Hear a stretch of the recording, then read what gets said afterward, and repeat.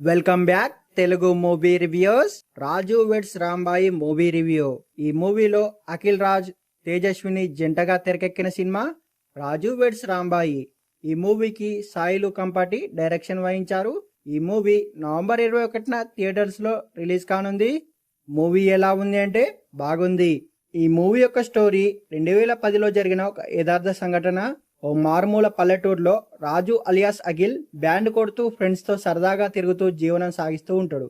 అదే ఊర్లో రాంబాయి అలియాస్ తేజస్వి చదువుకుంటూ ఉంటది.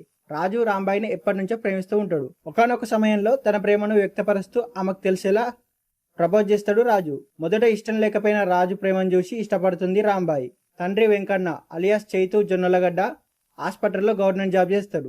అయితే వెంకన్న మాత్రం తన కూతురికి గవర్నమెంట్ ఎంప్లాయీనిచ్చి పెళ్లి చేయాలనుకుంటాడు. రాజు తండ్రి అలియాస్ శివాజీ రాజా రాజును హైదరాబాద్కు వెళ్లి సంపాదించమని చెప్తుంటాడు. రాజు రాంబాయి ప్రేమ అలా సాగుతూ ఉండగా ఓ రోజు వీరిద్దరి మధ్య గొడవ వచ్చి రాజు రాంబాయి ఇంటికి వెళ్లి అమను కొడతాడు. ఈ విషయం ఊర్లో అందరికి తెలియడంతో వెంకన్న రాజు ఇంటి మీదకి వచ్చి గొడవ పెట్టుకుంటాడు. ఆ ఘటనతో రాజు తండ్రి చనిపోతాడు. దీంతో రాజు అండ్ రాంబాయి దూరం అవుతారు. మరి రాజు రాంబాయి కలిశారా? వాళ్ళు పెళ్లి చేసుకున్నారా? రాజుతో పెళ్లికి వెంకన్న ఒప్పుకుంటాడా? రాజు హైదరాబాద్కు వెళ్ళాడా? ఇవన్నీ తెలియాలంటే మనం మూవీ చూడాల్సిందే.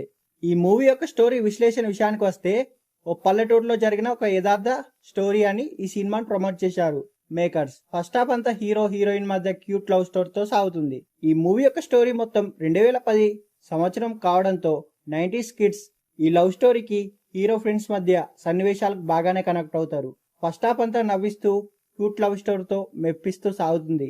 అప్పటి పాటలు, అప్పటి ఫోన్స్ అవన్నీ జనాలకు బాగానే కనెక్ట్ అవుతాయి. ఇంటర్వెల్ కి ముందు హీరో హీరోయిన్స్ మధ్య గొడవ, తండ్రి చనిపోవడంతో నెక్స్ట్ ఏం జరుగుతుందనే ఆసక్తి నెలకొంటుంది. సెకండ్ హాఫ్ అంతా ఎమోషన్ తో లవ్ స్టోరీతో సాగుతుంది.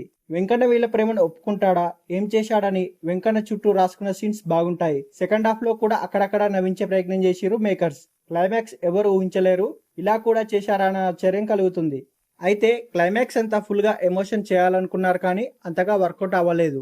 ఇలాంటి సీన్స్ కి కన్నీళ్లు రావాలి కానీ అంతగా కనెక్ట్ అవ్వలేదు. హీరో క్యారెక్టర్ ఒకసారి ప్రేమగా, ఒకసారి కోపంగా, ఒకసారి పిచ్చిగా, ఎప్పుడు ఎలా ఉంటాడో తెలియకుండా రాసుకున్నాడు. బహుశా ఆ క్యారెక్టర్ అంతేనేమో. వెంకన్నను అవిటివాడిగా, మొదటి నుంచి బాగా పొగరున్న వ్యక్తిగా చూపించి తన అవిటితనానికి క్లైమాక్స్ చేసిన లింక్ క్లారిటీ బాగుంది.